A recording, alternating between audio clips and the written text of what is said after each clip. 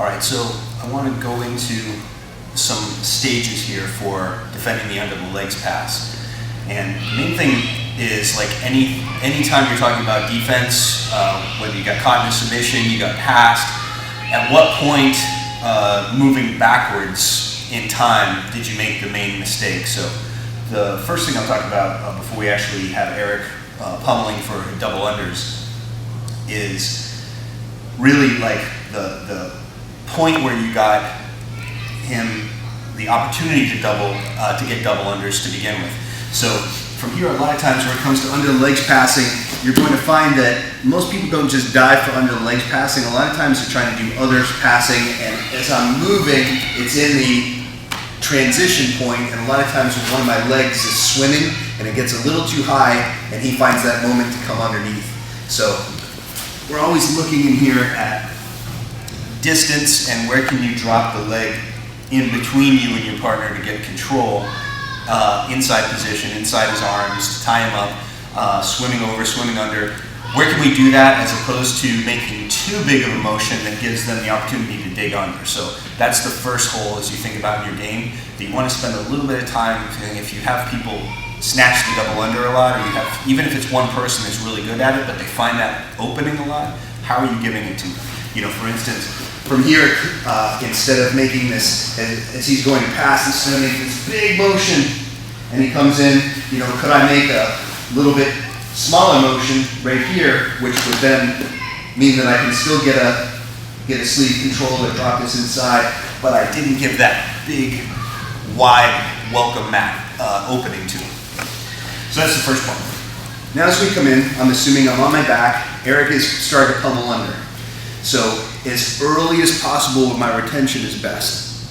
And again, everything here has to do with hip distance between you and your opponent, how much literal space is there between you, and also angle, right? So if I can, let's have Eric go into a really good looking position. So he's at the point where he's controlled my legs, now he's controlled my hip, and he's on his way to controlling upper body. So at this point, I'm already fairly deep in the defense. So if we can go back a little bit,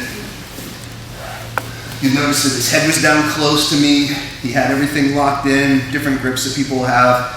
Sometimes they'll clasp, sometimes they'll just control your hips, sometimes they'll already be climbing your lapels if you have a gi. But right now, the earlier I can intercept and break him from getting in tight to that posture, the better. So a lot of times from here, one of the first things I'll do, never poke somebody in the eye or smash him in the nose, but the first things I'll do is just literally frame on the head. Okay, another one from here is just take your hands and pop out here on the shoulders. Now I'm going to do this just as a very momentary stopgap. So say Eric's in the process, he just digs under. Now from here, okay, I frame his head just long enough to be able to make a little wiggle back, and then I'm going to talk about what I'm doing with my legs and my hips. Okay, so I frame real quick, and then I'm making my legs heavy. And now, hands on the mat real quick. You see I scoot my hips back, and now I'm in here. Okay, so that'd be the first one. Let me talk about something that's going to carry through all your defense here too, in terms of the physical mechanic, right? So I have my hips not doing this right now, okay? Not bridging. A lot of times, like somebody's going to try and pass under, people do this. They do an arch of their back. Okay, if you check this out, this is going to be universal. I'm actually rolling my tailbone in, tucking my tailbone in, like I'm trying to. Like Matt Thornton talks about inside closed guard posture. It's the same thing, tucking your tail between your legs, okay? Now, I'm rolling my pelvis forward. I'm engaging my core, okay? So instead of here, arch back, it's here. It's that like yoga, Pilates, pelvic rotation you talk about. So from here, I'm doing that. Simultaneously, my legs are not rigid, but they're heavy, okay? So I go 1 and 2. Now this is huge. I don't really hear people talking about this that much, but this is a huge integral part of your defense from here, so that you're heavy sagging weight, but you're also moving with your body as a unit through your core, okay? So now as Eric starts to come under, if I'm arching like this, keep going, okay, he's gonna jack my hips up much easier and get all the way to upper body control. Now if we're here, okay, even before I get this frame that I just talked about, as he's coming in, okay, from here, go ahead. it's already a lot more difficult. And now I have the time to start to come in there and play. So hips rotated forward, okay, just like we talked about inside closed guard posture, not arched but switched on. Legs are heavy but not flexed, not tensed up. So from here, first one, I frame however I can, and with that space, before he can come underneath, if I can from here, I make this head. Now, as soon as I'm up here, I know what's going to happen. Okay, sometimes I'll be making a little contact point here. Sometimes my legs are just heavy. Again, my pelvis is engaged right now. I know that Eric is very likely to switch to an over the leg pass, an over-under. So at this point, exactly, whichever arm pops out, I'm going to move him to that side. Okay, so I'm ready like a trigger. And here's how we know what's going to happen. His head's in the middle, it could be either one, but a lot of times you're going to notice his head will be off to the side. So from here, I almost always know this arm is going to come out. Okay, go ahead. He's going to push down that knee, and he's going to start to drive over. Okay, that was a knee slide and over under. Okay, comes out. That one comes over, exactly. One of those types of motions is going to happen. So from here, I'm up. I'm ready, okay, for the next step. I'm already feeling it. As soon as that starts to come out, I switch him towards that side. From here, if I need to, I can bring my knee up on his shoulder, make it heavy, but I make that frame. I'm all ready to go. Let's take a look at that from the other side. So you just keep your hand on the same one. Okay, so from here, starts to dig under, okay, immediately switched on, legs heavy. Okay, I make a frame long enough to come up. As soon as I feel him engage, okay, I come this way, chuck him offline. All right, next one. I didn't catch Eric in the initial transition. Okay, I can still frame here, but now he's in a little bit deeper. What I'm going to be looking to do now, one of two preferences, is I'm looking to shoot arm underneath his arm. Okay, very classical type of defense. Or I'm going to show you another little innovation that I figured out a while ago that works really well. Okay, so the first one is, as he digs under, if I conceive it a little bit from here, a little bit of daylight, I'm going to shoot underneath. So as I do that, all the other material is the same. Legs are heavy, pelvis is engaged. I shoot under. Now from here, I'm looking to come over and lock it in. Now this is no thumbs, palm to palm grip. And as soon as I have this underneath, you notice that the one that's up against his head is facing away, the one that's under his arm facing in over his back. As soon as I get this, I pull in. And now from here, it's going to be almost impossible for him to lift me. Even if he rocks back and forth, okay, I keep this in. And as most of you know, if you've seen this before, from here, I can shake this out, and I can come all the way into a triangle position.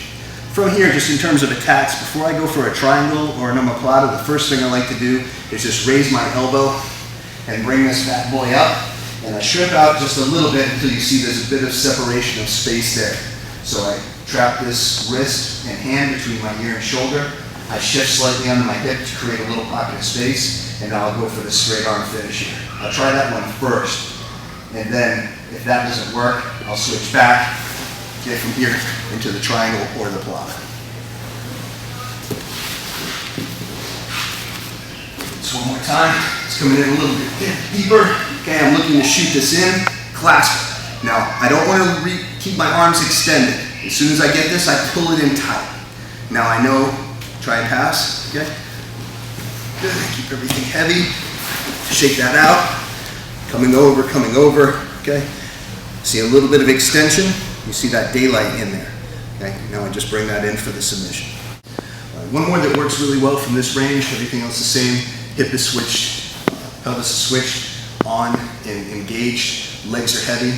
I can't dig underneath. What I'm going to do is take my fingers and thread them into the back of Eric's armpits. Okay, now a little motion here. As soon as I feel him start to try and lift my hips, what I'm going to be doing is from here pulling, and at the same time I'm going to be driving my hip into him. Okay, that. Okay, it kills that leg. Now if we see it here on the other side, starts to come under, Okay, so from here, I just pull by, not pulling like this, okay, behind me, but I bring my elbow in. That brings his shoulder to me, his armpit to me. At the same time, while keeping my leg heavy, look how the motion is. Okay. See, as I dip that in, it kills it. It puts weight on that side. Now he's got to go to the other side. At this point now, I usually have space to come back in. Last piece I'll talk about here, as your partner gets all the way to upper body control, is what I call, it's basically the extended frame or the long frame. And what we do is, I call this a mime frame, because it's like, old school miming type of performance art. But what you're doing here is you're just moving your hands wherever the pressure that your partner's giving you is. So a lot of times people understand the long frame and they're doing it, but it may be a little bit off. So what I want to do is follow wherever Eric is going, whatever little shifts he makes in terms of, is he trying to drive straight in and bring my knee all the way to my nose, collapse me and then come around my legs? Is he trying to circle around around my legs, which means he might be kind of leading more with his rib cage and hip? Any of those little changes from moment to moment, I'm just going to match with a direct line of force with my skeletal structure, picking up, so my hands are feelers. So now as he starts to come in, get some upper body control, good. As Eric starts to come in, what I'm first doing is I still keep that same integrity of what we talked about before. My hip, my pelvis is engaged, okay, it's rotated forward. This leg stays heavy the entire time. A lot of times people will either make it rigid or they just sort of forget about it and everything becomes about their arms. Okay, I'm using Eric for support right now. The other thing is, if we shift this over here, the other thing is I want to make sure that I don't have my knees pointed too far to the side at this point.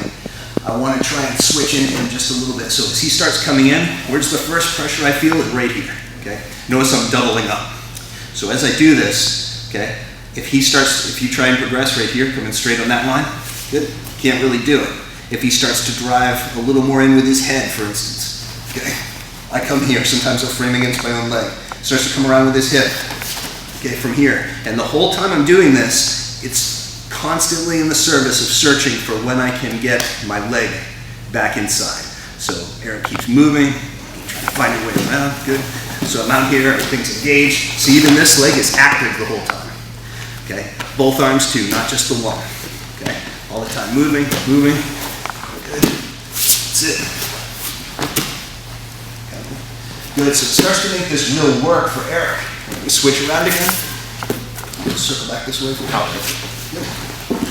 Now at some point, if I can keep this long enough, as he starts to come around, okay, at some point, I'm able to come inside and find my guard recovery. Okay. So I keep this in here. Notice I'm not up here, careless away from my body, or just putting my arms anywhere where he might be able to pick off an attack. I'm right in the midline where he doesn't really have an arm submission. And now I can come in and start to recover my guard.